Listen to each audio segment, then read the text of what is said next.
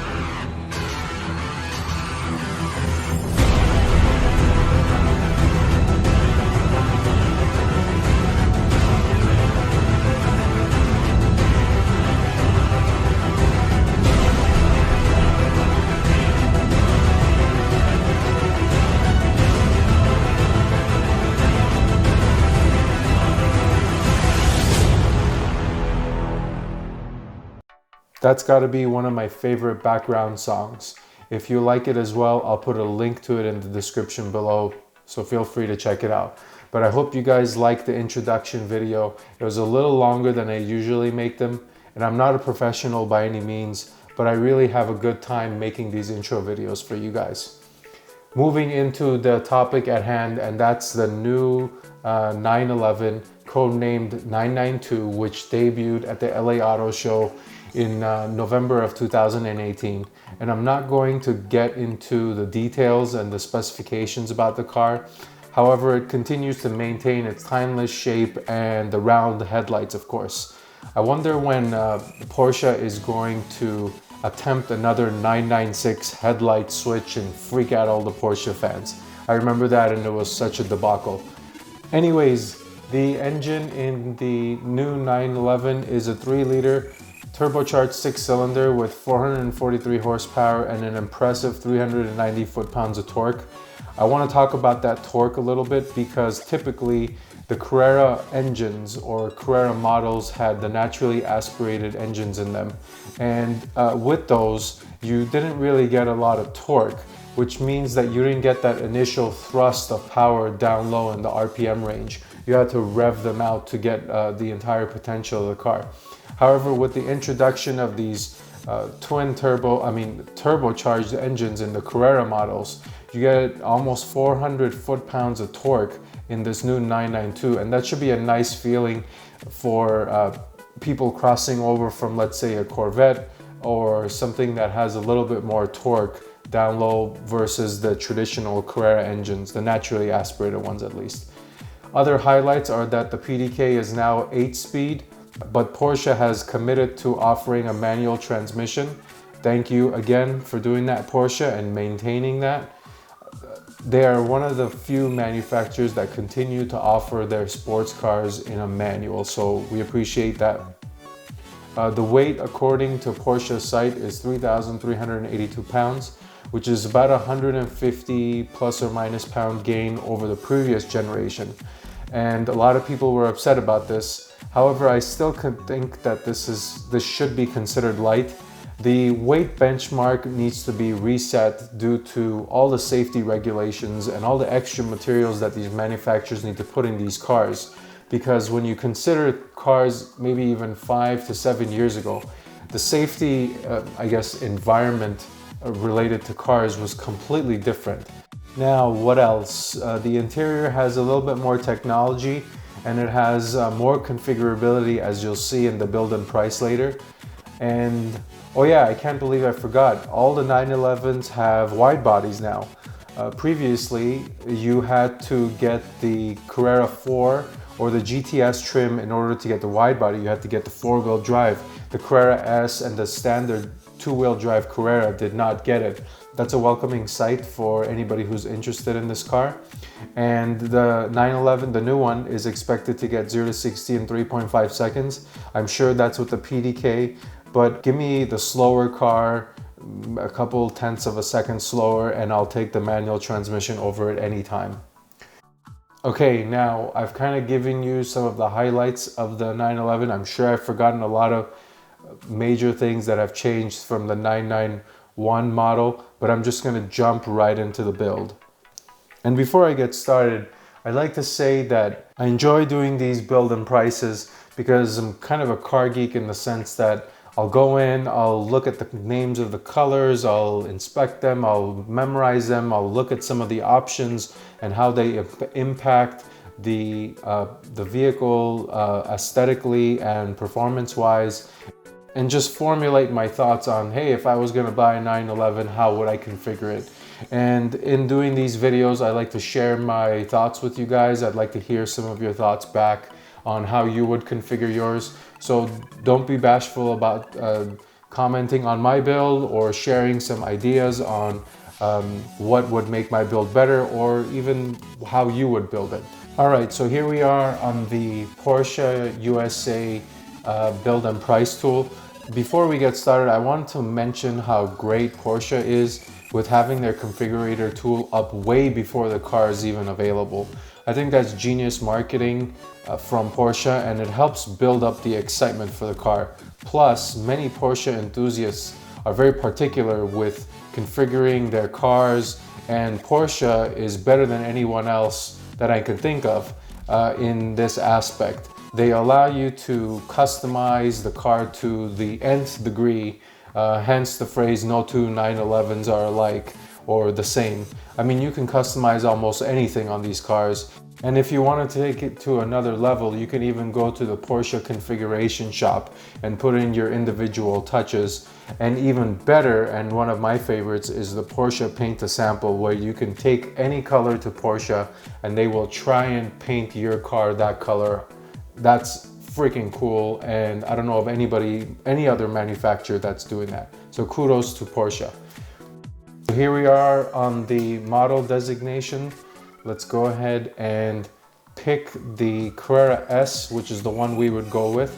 We're not big Cabriolet fans, and the 4S in this model I feel like doesn't offer the benefit as it used to before. As I mentioned, if you wanted the wide body, you had to go with the 4S.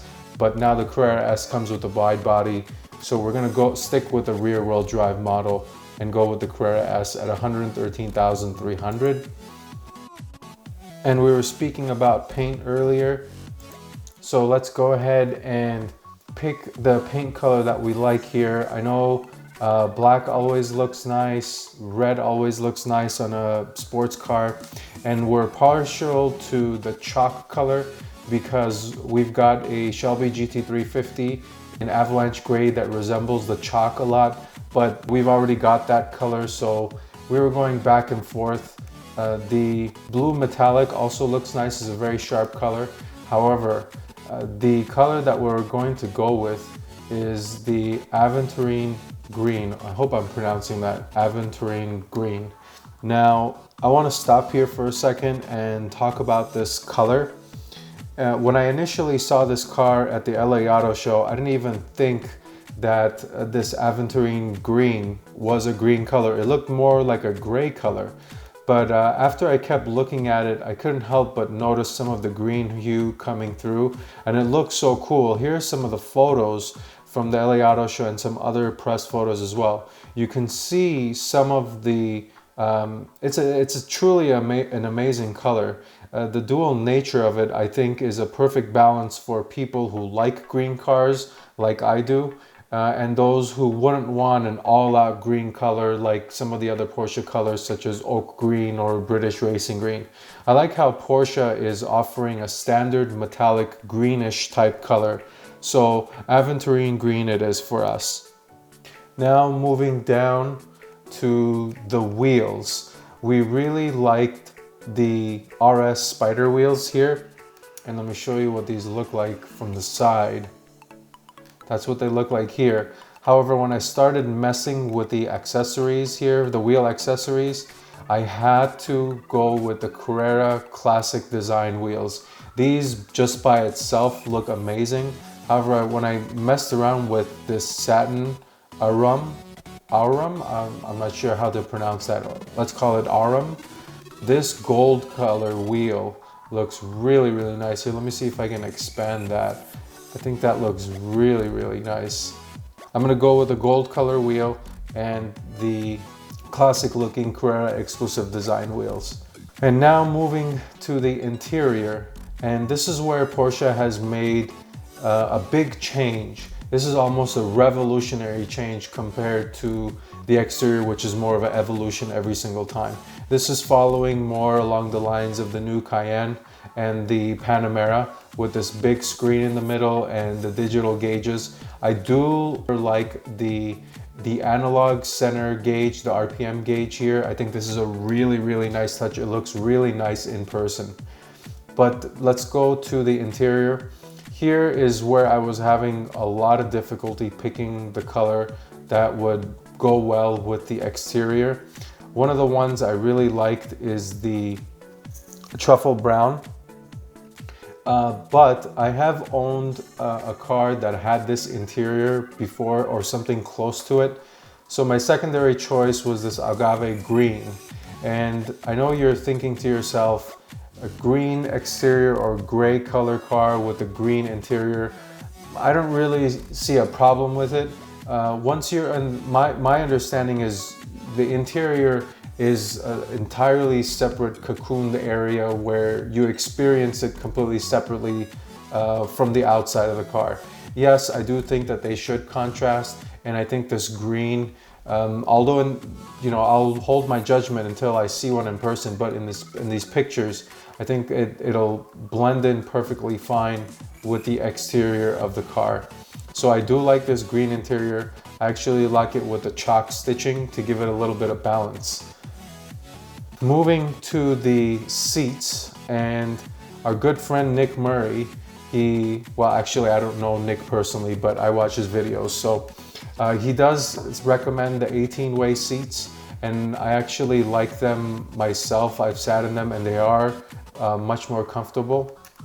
So I do like the 18-way seats. And another thing that I noticed here is that Porsche is offering the sport seats as standard in the base trim.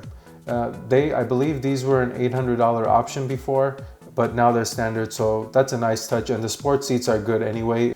And moving down to the packages here, I know a lot of people prefer to pick the premium package. However, I don't necessarily want all of these options. I do prefer the comfort access. I like the convenience of being able to go in and out of the car without having the key out or pushing the fob to unlock the doors.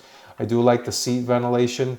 Some of the other things, not so much. So I'm going to skip this option.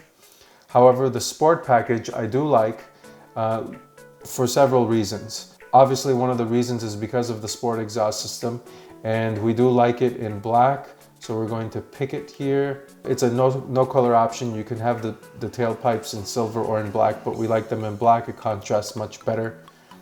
So let me show you what that looks like here. That gives you this GT2 style exhaust tips and rear diffuser back here. However, it's not just because of that. There's a bunch of other things that are included in the sport package that are very useful. The Sport Chrono package is great, and the PASM Sport suspension is also pretty cool, and it lowers the car 10 millimeters, so it'll enhance the look as well. The Sport Chrono package, I'll show you later on down in the build what this actually includes, and this includes a whole bunch of stuff that's very, very useful. Now moving on to the exterior of the car. I'm not really doing a lot of things here. The Sport Design package some people will pick, but I like the way the car looks. It looks really classic and clean the way it is. So I'm not going to pick any of these. I'm not going to get the sunroof. I'm going to leave it on carbon fiber roof. Don't really care about it. I'm not going to touch any of these exterior options. I'm one of the very few people who actually don't mind the designation of the Carrera S and the Porsche designation here, so I'm going to leave those alone as well. Going to the performance, of course, if whenever this car becomes available with the 7-speed manual, I would definitely get it over the 8-speed PDK for the sheer experience of driving the manual transmission. And the Porsche dynamic chassis control is a cool feature. However, you have to get the rear axle steering with it, and for what is this, almost $5,300, I'd rather skip it and spend my money somewhere else. Let me show you the sport exhaust. No, I'm sorry, it was not the sport exhaust. I wanted to show you the sports chrono package to see what's included here. So you get the typical analog gauge or the analog clock here in the center cluster, but you also get the mode switches on the steering wheel, which are pretty cool. I like the aesthetic look of it, and it also serves a function here for quick toggling between the modes. And the second thing is, since we're gonna get a manual, the rev match function is really, really cool. Now moving to the some of the other options, Power Steering Plus, I'm gonna leave it alone. Front axle lift system. This is just the standard Carrera S, and the nose isn't really that low. So I think it'll be totally fine just going up driveways. As you can see here, it's got some pretty nice clearance, and Porsche is gearing this car more towards a daily driver, more of a GT car. So I anticipate that they've let some clearance room go here. And the sports suspension is included as a part of that sports package that we talked about earlier. And the brake calipers, I wish they offered it in a different color besides gloss black. It's either red or black, and I prefer the red because it contrasts with some of these lights here and the tail lights. So I'm going to leave it as red. Moving to the lights, and I really, really like the standard look of the lights. Where is it? Here it is. I really like the standard look of the lights. However, adding the Porsche Dynamic Light System Plus, I enjoy this extra ring around it. I think that adds a cool touch. So I like that option for $1,270. The LED matrix lights, I feel like it's a little overboard, and I kind of don't feel like there's an aesthetic look or addition that's worthy of the extra cost here compared to just the regular Porsche Dynamic Light System. So I'm going to leave this the way it is. The rear wiper I'm not going to touch. Comfort and assistance systems. I'm not a very big fan of these extra additional safety features, so I'm not going to pick any of these except for the comfort access, which I mentioned I liked earlier, which is a part of the, what package is that? The convenience package, I believe it is. Let me see, what was that package called? The premium package. So I like the comfort access. And moving to the interior now, let me switch it to the interior. I do like the seat belts in chalk. I think it provides a nice contrast, and it blends in well with the contrast stitching, the chalk contrast stitching that we've got in the green. And moving on further down here, I like the seat ventilation. These are really, really convenient on a hot day. You don't necessarily have to turn the AC on. Even if it's a mild day, these seats work really well, especially if you're somebody who's on the sweaty side. Your back doesn't get sweaty with these, so these work really well. I like these a lot. Some of the other things I like is the multi-function GT Sports steering wheel. Now, standard, this car comes with the multi-function steering wheel. As you can see here, you've got these options to, I'm sure, to raise the volume and to answer calls and things of that nature. However, I'm going to check this box and you can see visually the difference between the GT wheel and the regular wheel. Can you see that? The thickness of the wheel, additionally the 10 and 2 grips here are thicker, so I like the aesthetic look of this. Moving on down here, I don't see anything that I like. I'm going to leave these alone. The interior in leather. I do prefer the interior trim in leather for $1,260. I think that's a good buy. So we're definitely going to go with that. And I like the Porsche crest on the headrests, and I do like the center console with the Porsche crest.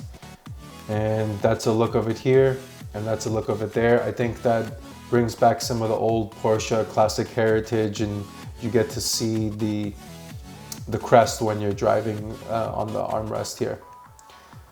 Next, I'm not a big fan of Alcantara, even though the GT350 has a bunch of it inside. For the Porsche, I think I would definitely go with a more classic leather look and have a nice daily driver with leather in it. So I'm not touching any of the Alcantara. I'm not touching any of the wood. Next, the carbon fiber. I'm gonna leave this alone. I like the way the trimming looks here as a part of the leather package. So I'm gonna leave this alone as well. The interior in aluminum, I'm also not gonna pick anything here. Like I said before, I really like the way this looks, this trimming looks as a part of the leather package. I'm gonna leave this alone. I'm not gonna touch that either. Audio and communication, I'm not a big fan. I prefer to listen to the engine more than anything else and have the driving experience. And that brings us to the end. The delivery experience, I think this is really cool. For $550, I would definitely pick the Porsche Center delivery. This is something that's more memorable, that plays along the lines of that whole experience, and it gives you an emotional attachment with your car. I would definitely pick this for $550. Hey, if you've got the money to fly over there and spend some time in Germany, you can do the European delivery. That would be pretty cool. However, I just prefer to stay in LA. The LA one is actually pretty nice. Additional accessories down here, I looked through and I'm not really attracted to any of them. These options here are more gimmicks than anything else. I'm just gonna leave them alone, not touch them. And that's pretty much it. So this is our 911 build. Our price is $139,540. Typically for all Porsches, if you're a big customization guy, you're gonna have a big price for equipment or option list, and ours is no different. We've got $25,000 in options. And let me just expand this so you guys can see what it looks like. This is it from the back. And as a recap, we're going with the aventurine green exterior paint color. We're going with the classic Porsche 20-inch wheels and the gold trim. I think this is gonna look really nice. And we're not going with any sunroof or glass roof or carbon fiber roof. We like paint, and the more paint there is on the car, the better for us. So we're not gonna contrast it with any glass for a sunroof or carbon fiber up here. Next, the interior, we're going with a green interior, and it's an all leather interior with chalk stitching, as you can see here, and the chalk seat belts. We are definitely going to go with a manual once it comes available, but for now, for visual purposes, it's only got the 8-speed PDK. In conclusion, I wanted to say that Porsche has done a fantastic job with this new 992. For some reason, they've got this keen ability to take the same car and change it a little bit, make it an evolution of the previous model, change the headlights, change the tail lights, put a little bit more power into it, and somehow it ends up like a completely different car, and it attracts all the same Porsche fans. And us being big fans of Porsche, no different. We really like this design, and we like the way it looks, even though some people are bashing on it because it's no longer a sports car and it's got extra weight and yada yada yada. And I bet you all of those people, once they drive it or once they see it in person, they're going to walk into their dealerships and order one the way they like. So again, in conclusion, we really like the 911, the new 911, and we cannot wait to see what Porsche has in store for the GT model cars, that being the GT3 or the GT3 RS. I'm not sure what they're going to come out with. I'm not too excited about the turbos because those are just a different category. I'm interested most to see, like I said, the GT3, but more than anything, I want to see if they're going to maintain the naturally aspirated engine in a GT3 and also offer it in a manual transmission. So that's what's made the 991.2 GT3 so popular, and I really hope that Porsche continues that in this 992 generation as well. So with that, that's the end. Let us know what you think of our build and if you're looking forward to the 992 generation. As always, till next time, drive steady.